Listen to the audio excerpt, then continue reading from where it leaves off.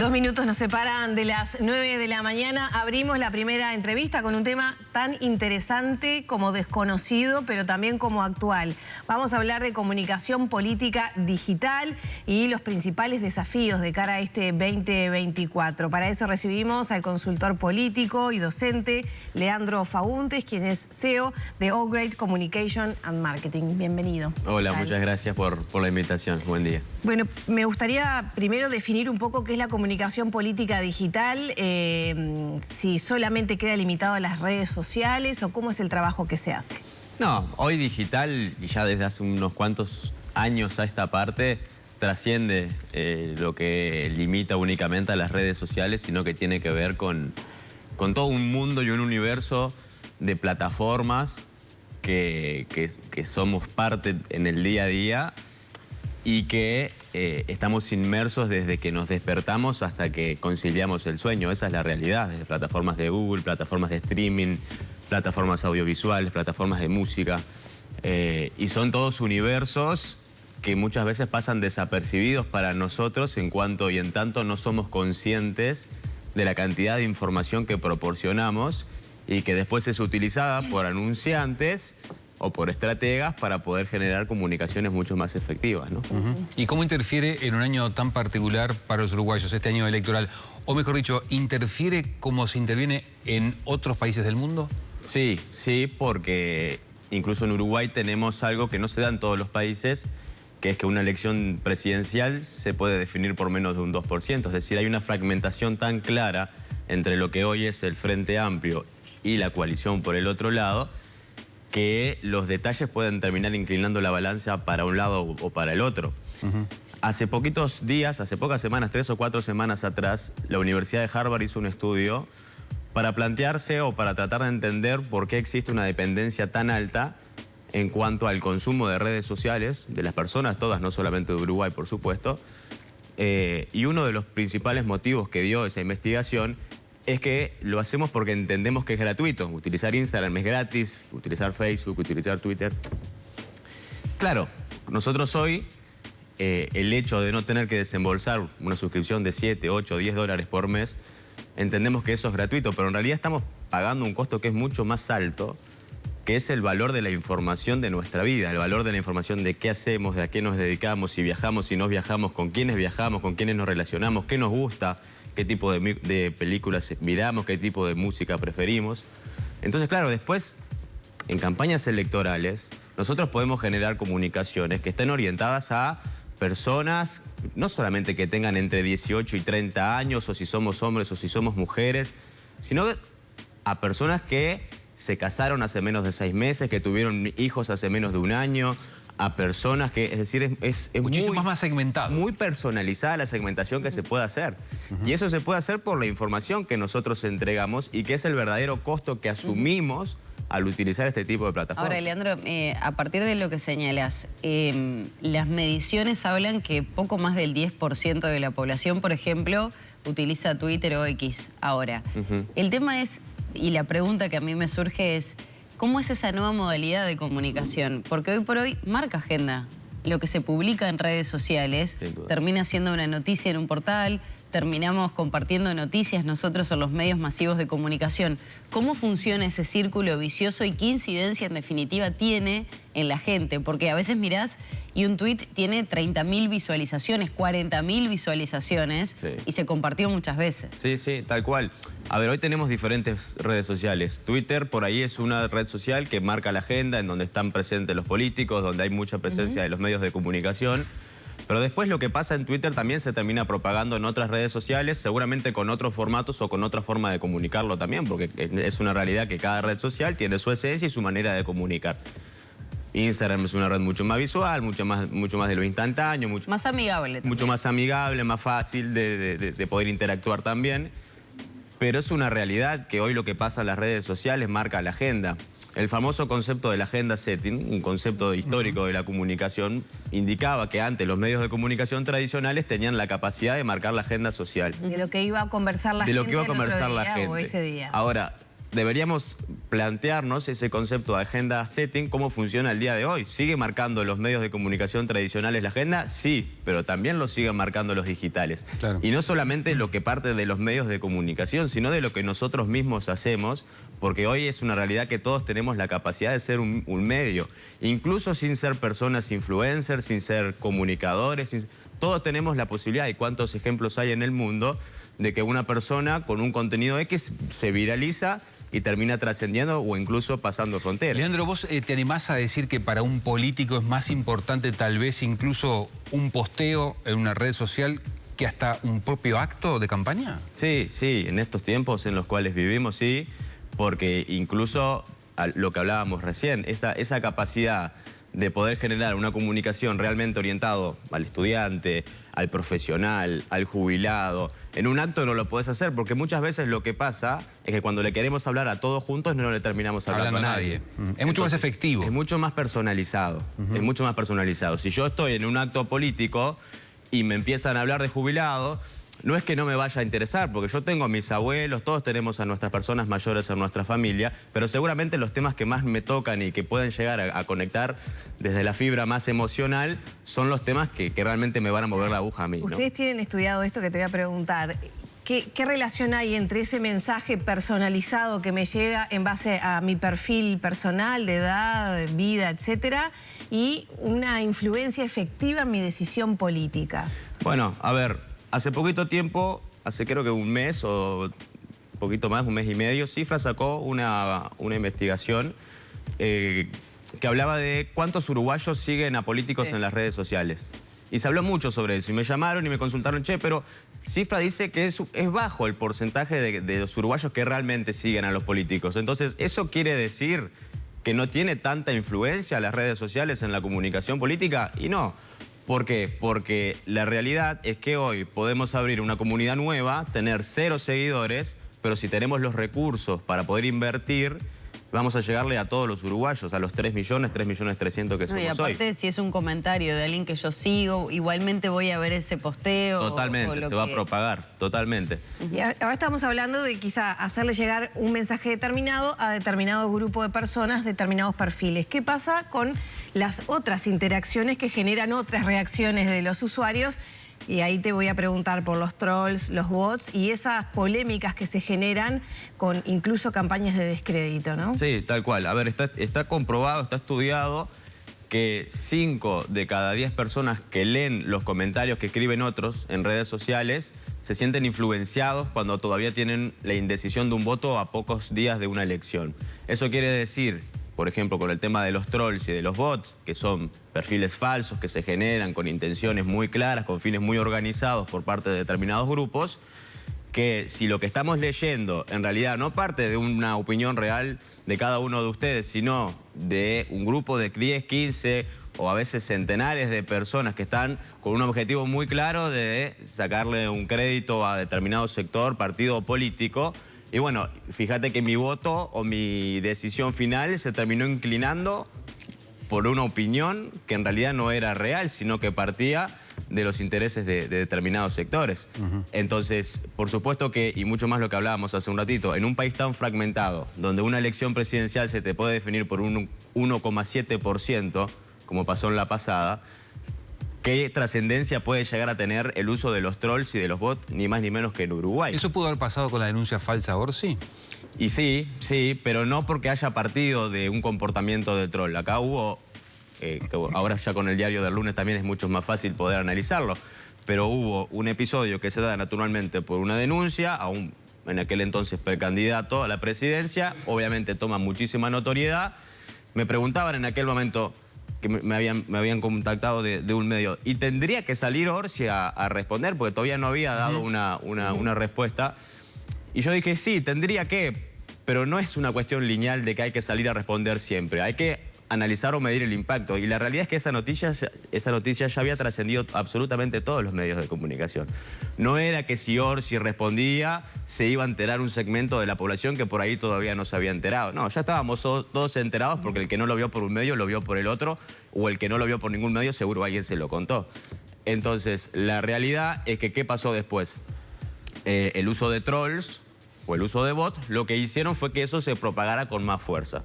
Es decir, bueno, a ver, está esto arriba de la mesa, seguramente el objetivo es que esto tome un volumen mucho más alto y tratemos de que ningún uruguayo no se dé por... O sea, está comprobado que también existió esa campaña de compra de usuarios falsos o perfiles falsos para desperdigar la noticia. Sí. De hecho, creo que hubo algunas investigaciones que han estado arriba de la mesa que hablaban de... Está bueno definir qué son trolls y qué son bots y cómo funcionan, ¿no? Con un tema que se tira y cuentas falsas que replican eso para que tenga como una expansión superior. Exactamente. A ver, la gran diferencia entre el troll y el bot es que tienen objetivos muy claros, que siempre es tratar de generar o una opinión social o, en este caso, puede ser atentar contra la credibilidad de un candidato e incidir en su imagen, en definitiva, que en este caso era impulsar o tratar de maximizar una imagen negativa de un precandidato. ¿Cuál es la diferencia? El bot parte de... Nosotros nos sentamos en una mesa, agarramos computadoras y empezamos a comentar en determinados tipos de publicaciones. Con perfiles falsos. Siempre perfiles falsos, nunca dando nuestra identidad, nunca. Chips, números específicos Se comprados, compran, hay que asociar un número y un mail. Exacto. Creo, para cada perfil un número y un mail. Exacto. Y yo manejo 10. Exactamente, se hacen inversiones, pero no de 10, se hacen inversiones de centenares, de miles, incluso cuando ya vamos a... Que eso cuesta dinero, ¿no? Sí, por supuesto, pero ese es el menor de los costos. Hoy un chip en Uruguay sale 50 pesos. ¿En Uruguay se trabaja así? En Uruguay se trabaja así, en Latinoamérica se trabaja así, en el mundo se trabaja así. Pero ese es el menor de los costos, les decía yo. Se hacen muchísimas cosas dentro de... ¿Qué más cosas? Dentro de la automatización, yo te decía, bueno, esto es los trolls, personas reales. Los bots, la diferencia es que son procesos automatizados, procesos informáticos que podemos estar todos durmiendo y eso va a estar funcionando de igual manera acá. ¿Y qué más se hace? Y siempre depende de las estrategias de contraste, siempre depende de cada campaña, nunca es lineal, pero las opciones que hay arriba de la mesa para poder generar impactos negativos sobre el otro siempre son muchos. Leandro... Pero siempre, y perdón la salvedad, normalmente desde el anonimato. Claro.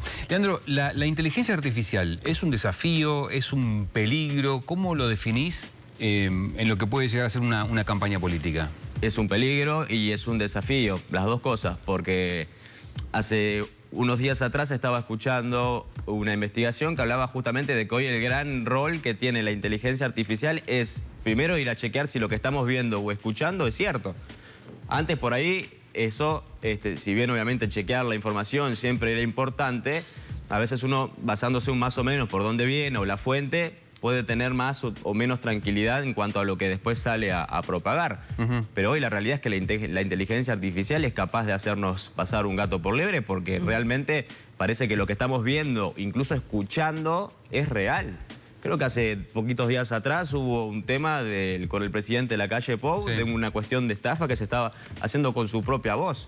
Entonces, fíjate qué difícil es hoy poder realmente creer lo que estamos viendo o leyendo. Inmediatamente hay que salir a chequearlo porque ya no se puede creer en lo que estamos viendo. ¿Y qué pasa en el efecto de la gente con todo esto que hablamos? Porque uno tiende a pensar, bueno, capaz que desde este lugar podemos hablar contigo, podemos hablar con otro analista que tenga un poco más clara la situación. Pero esto termina generando un efecto en la población, en esos consumidores de redes sociales, de portales de noticias, de medios masivos. ¿Se entiende que puede ir por ahí la campaña o se ha naturalizado y se ha interiorizado de tal manera que, bueno, seguimos y creemos en base a lo que leemos ahí? No se cuestiona. ¿Hay un papel de decir soy crítico ante esto que estoy leyendo o no? No.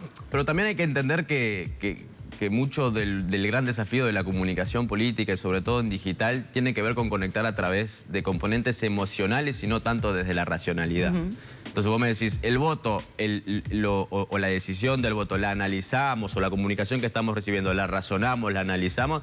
Y seguramente no, porque el voto pensante debe ser el menor de los votos. Pero no solamente en Uruguay. Y eso cambia radicalmente lo que era el votante tradicional, ¿no? Sin duda. De este país. Antes se votaba mucho por ideología, por izquierdas o por derechas. Y hoy eso ya no funciona. Si tengo afinidad, me caes bien en redes sociales, me generas ciertas emociones, te voy a votar. Y sobre todo... No me importa lo que propongas. Y sí, y hay mucho de eso y sobre todo en las generaciones más jóvenes también. Y hoy el gran desafío pasa por esto, por poder emocionar y por poder conectar a través de las emociones. Porque hoy la realidad, y sobre todo en comunicación digital, es que estamos tan bombardeados de publicidades, de políticos, de corporativos, de fundaciones, de ONG, que ya todo lo que vemos lo pasamos así en un segundo y ya ni siquiera nos detenemos a ver qué es lo que nos están presentando. Y el gran desafío es tener la capacidad de poder conectar y de poder captar la atención en los primeros 2 o 3 segundos de una comunicación que nos están presentando. Si no lo logramos en esos primeros 2 o 3 segundos, perdimos la oportunidad. Leandro, estamos hablando de publicidades, piezas, apelar a la emocionalidad de las personas, pero cuando descubrimos o damos las noticias de estrategias de marketing o de puesta en marcha un tema, siempre son como negativos, ¿no? A través de las redes sociales. Esa es, digamos, la premisa, trabajar a través de campañas de enchastre, entre comillas, o de tirar un tema negativo, o también tienen su uso positivo, ¿no? No, es que debería de primar el positivo. Lo que pasa es que se presta para las dos cosas, esa es la realidad. ¿Pero por qué se presta para las dos cosas?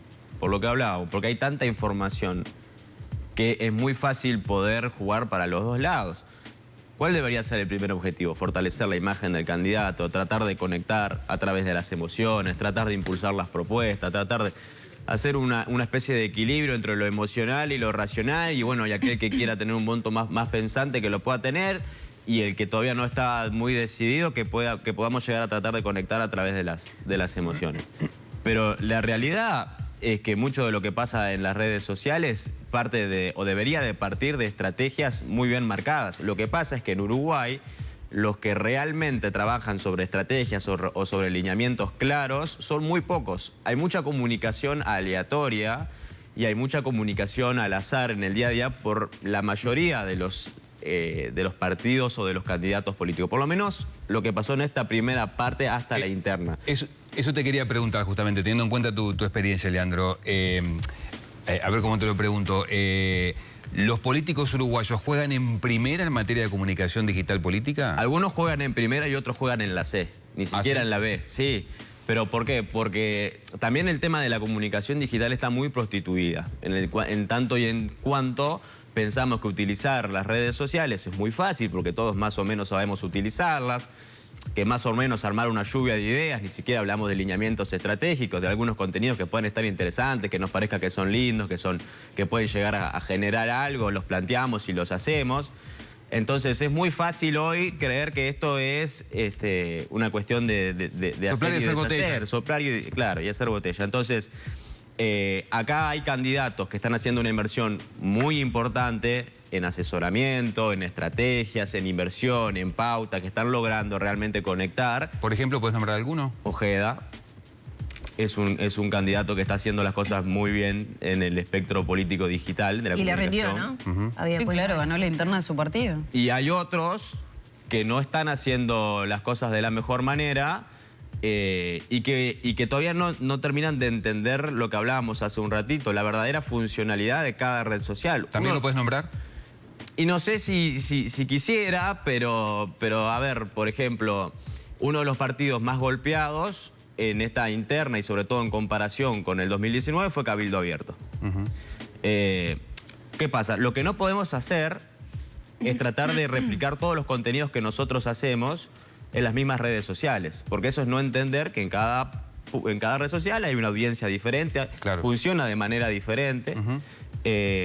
Entonces, cuando no hay una comunicación que realmente trate de entender esto y trate de conectar a través de lo que podemos llegar a conectar. Facebook sabemos que hoy es una red social que ha perdido muchísima frecuencia de uso, por ejemplo, y que las personas que aún están con mayor actividad allí, hoy son personas que tienen entre más de 40 a 45 años. Entonces ese es un dato muy importante. No podemos por ahí impulsar comunicaciones que sabemos que van a estar más orientadas a los más jóvenes. Claro. Pero por eso digo, tenemos de la A, tenemos de la C. TikTok, por ejemplo, hoy la red social del momento. Sí. Pero TikTok, lo que pasa en política es que hoy se tiende mucho a querer como infantilizar la red o tratar de mostrar algo que en realidad no somos. Y cuando intentamos forzar eso para hacernos los chistosos o para... Porque ni siquiera es TikTok una red social donde tengamos que forzar ser algo que no somos, porque a la primera de cambio, y sobre todo hay candidatos que tienen más o menos carisma, Y cuando nosotros somos un candidato que por ahí no somos tan jóvenes, Claro. no es que no podamos estar en TikTok, pero realmente debemos Hay que estar, pero ser genuinos, digamos. ser genuinos. Esa es la clave. Qué difícil en este mundo que nos venís describiendo. Sí. Y ya para terminar, ¿qué influencia han tenido estas estrategias en elecciones de países vecinos? Pienso en Argentina, pienso en Brasil. Siempre se dice, ¿no?, que Javier Milei sí utilizó estas estrategias Sin dudas. de lanzar temas y temas también negativos, ¿no?, a través de redes que tuvieron su replicación. Bueno, Javier Milei tiene muchas similitudes, por ejemplo, con lo que pasó en su momento con Donald Trump. ¿Por qué? Porque es una persona que constantemente pone temas arriba de la mesa muy controversiales, que generan muchísima polémica, que generan muchísima interacción y que supieron utilizar muy bien las redes sociales. Milei lo hizo con Instagram, Milei lo hizo con TikTok, ni hablar con Twitter, pero ha sabido... ¿El precursor de todo esto es Barack Obama, en el año 2008? Exacto, ahí empezó todo. Lo que pasa que hoy... Nos olvidamos, hace tantos años Claro, que nos ya pasaron olvidamos. 15 años. Más. Y fíjate cuánto ha cambiado, evolucionado, cuántas redes sociales nuevas han surgido en 15 años. Entonces ya todo es muy diferente. Pero sí, el impulsor de esto fue Obama. ¿Pero por qué fue el primer impulsor? ¿Porque fue el primero que lo hizo? No, porque fue el primero que lo hizo bien. Entonces, de ahí para adelante fue como un punto de referencia para toda la consultoría política y sobre todo en términos digitales de lo que pasó. Pero sin dudas que hoy en el espectro y sobre todo en Uruguay es un gran debe poder entender cómo funcionan. Veremos qué pasa hasta octubre, ¿no? Veremos qué Todo pasa en octubre, que seguramente será un round bastante diferente. Leandro, muchas gracias por estos minutos. Gracias a ustedes por la invitación.